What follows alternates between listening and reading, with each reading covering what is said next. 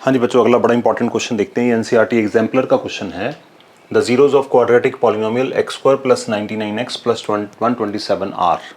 तो जीरोस के नेचर के बारे में पूछा गया है। What is has been asked कि दोनों पॉजिटिव होंगी, दोनों नेगेटिव होंगी, एक पॉजिटिव एक नेगेटिव, या दोनों इक्वल होंगी। इस क्वेश्चन को समझने के लिए आपको फंडामेंटल रूल के ऊपर जाना पड़ेगा। देखिए पॉलिनोमियल क्या है, p of x equal to x square plus 99x plus 127। तो यहाँ पे हमारे पास सम ऑफ जीरोस कितना होगा, माइनस बी बाय ए। ये तो सारे जानते हैं, sum of zeros minus B by ए।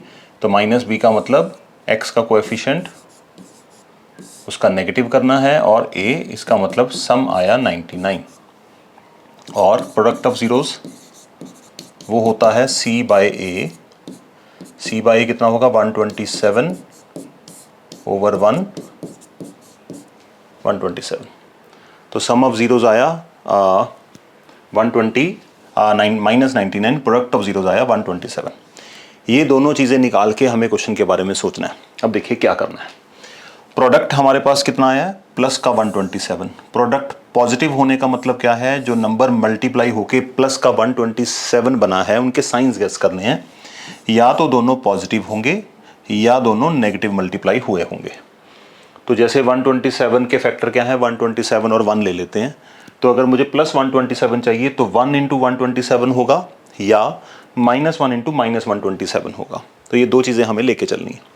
अब उन्हीं दो नंबर्स को ऐड करके सम कितना आ रहा है, सम आ रहा है माइनस का।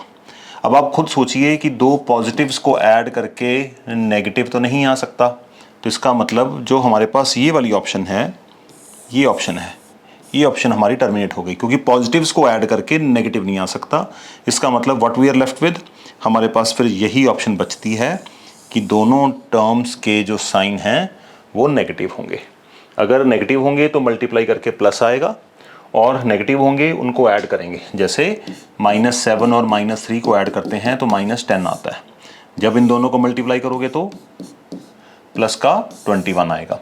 तो इसका मतलब प्रोडक्ट पॉजिटिव है और सम नेगेटिव है। इसके लिए हमें जो लेना पड़ेगा, इसके दोनों साइन नेगेटिव होंगे, बोथ नेगेटिव लेके चलना पड़ेगा। एक और तरीका है इसको सोचने का, अगर आप इतना दिमाग नहीं लगाना चाहते, जो कि आपको आगे ज़रूरत पड़ेगी, तो आप कोई छोटा सा पॉलिनोमियल लिख लीजिए जिसकी आप फैक्टराइजेशन कर सकते हैं। फॉर एग्जाम्पल ये, अगर आप इसकी फैक्टराइजेशन करेंगे तो इसके फैक्टर सारे प्लस के ही बनेंगे, माइनस आने का तो कोई चांस ही नहीं है। 4x 3x प्लस 12, बिल्कुल सेम बिहेवियर के साथ, देखो साइन सेम रखे हैं। x plus 4 plus 3, x plus 4, x plus 4 and x plus 3। तो x दोनों जो फैक्टर हैं वो प्लस के बनेंगे। अगर दोनों फैक्टर प्लस के बन रहे हैं, इसका मतलब एक जीरो नेगेटिव होगी, जब आप इक्वल टू जीरो करेंगे तो दूसरी भी नेगेटिव ही आएगी। तो x की वैल्यू -4 आएगी, x की वैल्यू -3 आएगी। तो जब आपके पास इस तरह के क्वेश्चन हों तो इसके सेम पैटर्न के एक छोटे से क्वेश्चन को अपनी तरफ से सोच लीजिए और आप क्वेश्चन को अटेम्प्ट कर सकते हैं।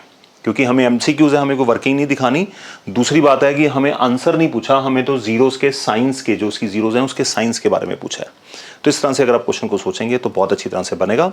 इसके बाद एक और इंपॉर्टेंट क्वेश्चन है जो भी एनसीईआरटी एग्जाम्पलर में मिलेगा आपको, उसको ट्राई करते हैं, बहुत बार एग्जाम में आता है।